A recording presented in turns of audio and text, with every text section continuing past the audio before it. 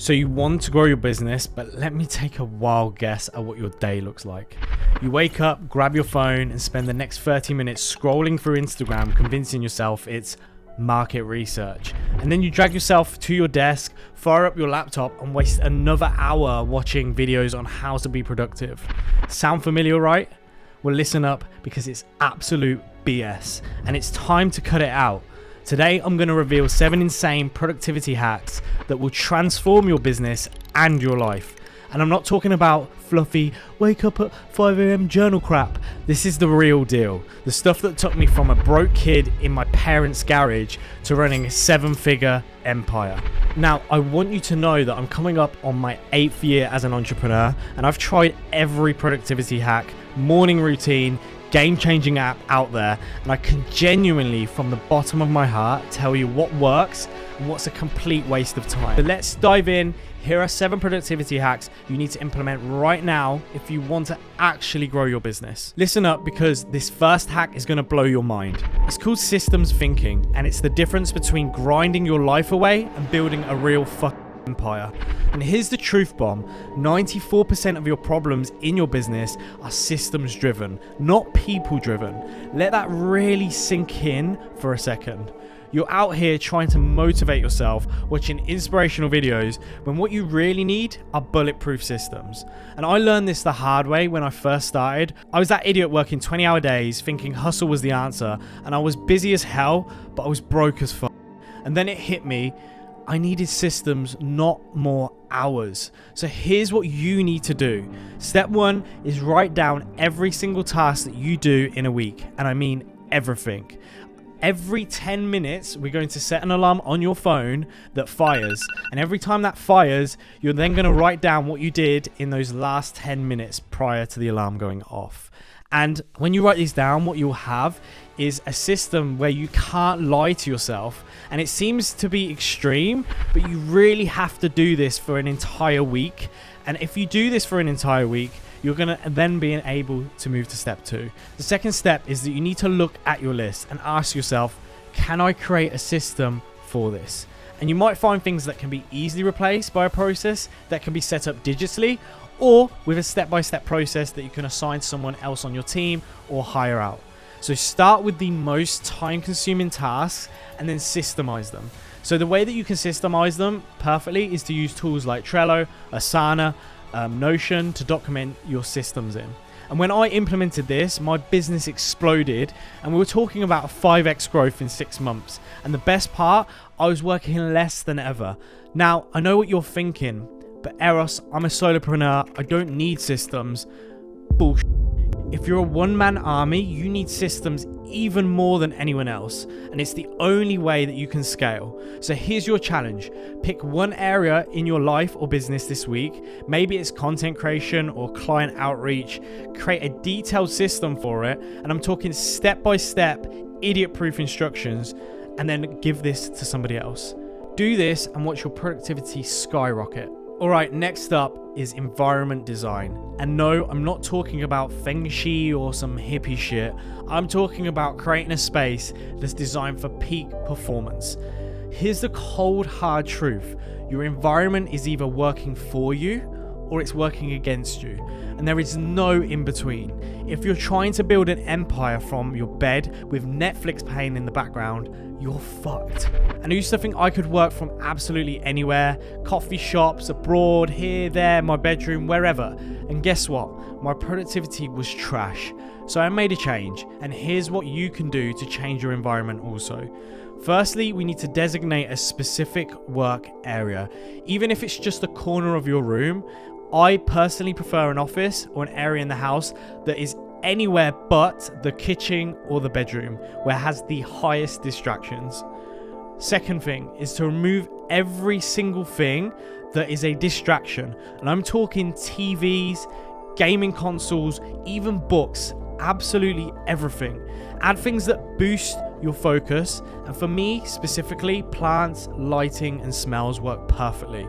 So for example, I will burn some incense in the place that I work so I can associate that smell now with working, and it gets my brain firing and all my body and hormones functioning, and now associate that smell with working. So now my brain instantly kicks in, smell equals time to work.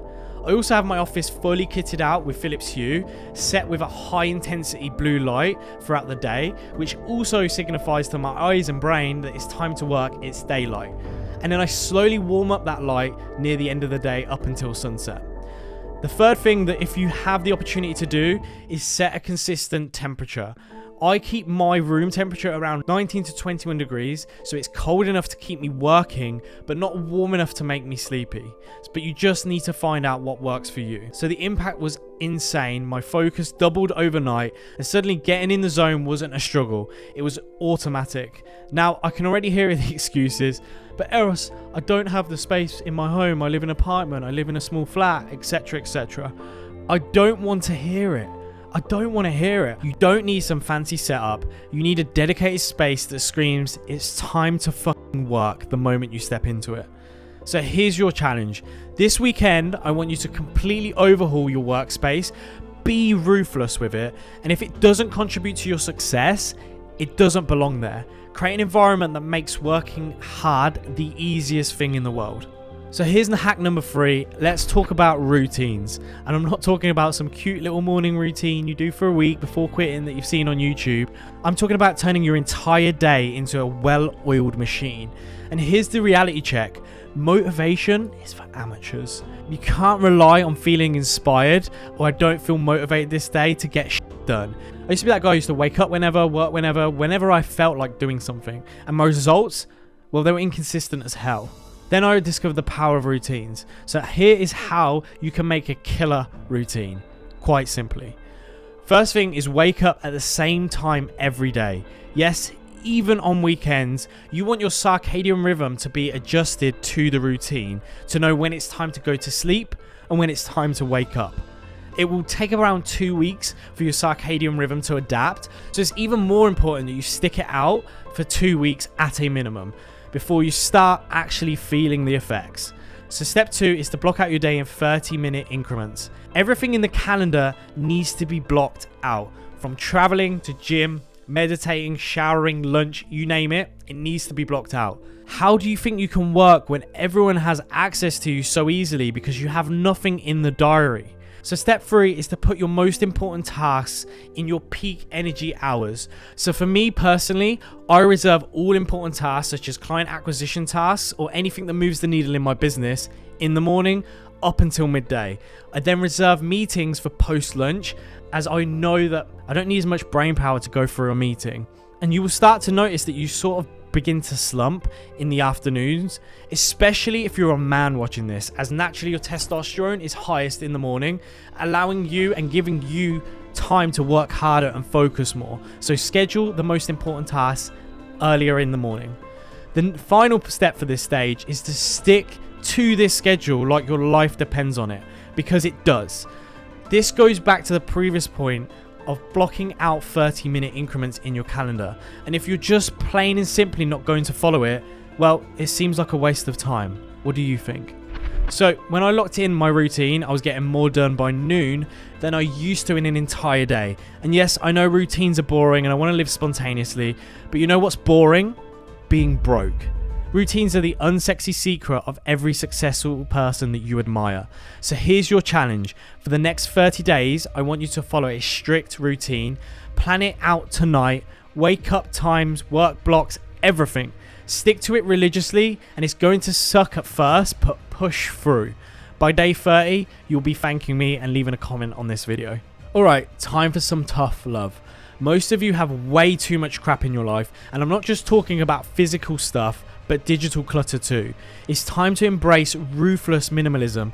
And here's the truth, the most successful people in the world don't have 50 different apps, 100 browser tabs open, and a workspace that looks like an absolute thrift shop. I used to be that guy with 3 monitors, I promise you, 2 laptops, and every productivity app known to man. And guess what? I wasn't productive. I was just busy switching between all the different crap that I've brought into my life. So I made a radical change. I stripped everything down to the bare essentials, and here's what you can do too. Step 1 is use one laptop and one phone, and that's it. And you might be thinking, well, I need a business phone to separate my personal life to my business life. Trust me, at this stage in the process, you don't. You quite simply just need to have one phone, one laptop, and that's it. Step 2 is to delete every app you haven't used in the last week. This can be done on both iOS and Android devices by simply going into the settings, and you can simply assess and see what's not being used and just get rid of it. No ifs, no buts, but what about this? Nothing. You can always download something again if you really do need it again. The next step is to close all browser tabs except the ones you're working on. When you're unfocused and unsettled, you will notice that your tabs will slowly begin to get out of control, and this is a sign that you're trying to multitask. And quite simply, you can't. Even the world's best supercomputers will complete a task in a sequential order. So with that in mind, what makes you think you're so special that you can multitask when a supercomputer struggles to do so? Close your tabs, maximum 2 windows open at any given time, and only really specifically in that manner if you're doing research. The next step is to simplify your wardrobe to reduce decision fatigue. Keep things simple. When you look at the greats of the world, they simply will be wearing the same clothing in every single photograph that they're being packed in. And this is because every decision that is made is an expenditure of your time and energy. And you need to reserve that energy for important decisions in your business. A lot of people will listen to this, what I've just mentioned, and say, well, I need all this stuff to work effectively. No, you don't. You've just convinced yourself you do, and it's time to break free from that mindset. So this week, I want you to go on a digital and physical declutter spree. Be ruthless. If it doesn't directly contribute to your goals, get rid of it. And trust me, you won't miss it. So listen up, because this next hack is a game changer. It's time to start thinking about your time like it's worth $10,000 an hour. Yeah, you heard that right, 10 grand an hour. Here's the deal. If you want to scale your business, you need to focus on high value activities. Everything else, you need to either delegate or eliminate. And I learned this lesson the hard way. I used to think I had to do everything myself. I was the CEO, the cleaner, the customer support rep, all rolled into one. And guess what? My business was stuck. Then I discovered the power of strategic delegation. And here's how you can do it too. The way we do this, we categorize it into 2 sections. Type 1 and type 2 waste. With type 2 waste is anything that is complete garbage. Doesn't get you closer to your goal, your North Star, or any of your aspirations. With type 1 waste, they're necessary, but not directly valuable to your end goals. So I give you an example of this is cooking. Cooking is necessary, and my body needs to eat, so it's completely necessary. But the act of cooking itself isn't necessary for me to do. It's not a high value goal. We spend 30 minutes prepping, an hour cooking, and then 30 minutes packing it and washing it all away, when the whole act of cooking can be delegated out. So this is a type 1 task.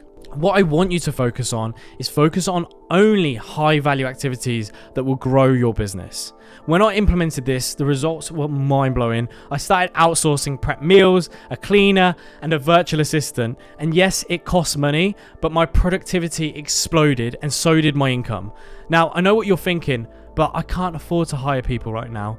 Listen, if you want to make serious money, you can't afford not to do this. So just start small if you have to, but start. So here's your challenge for this. This week, identify one task you're doing that someone else could do, and then find a way to delegate it. Use a VA, hire a local student, whatever, just get it off your plate.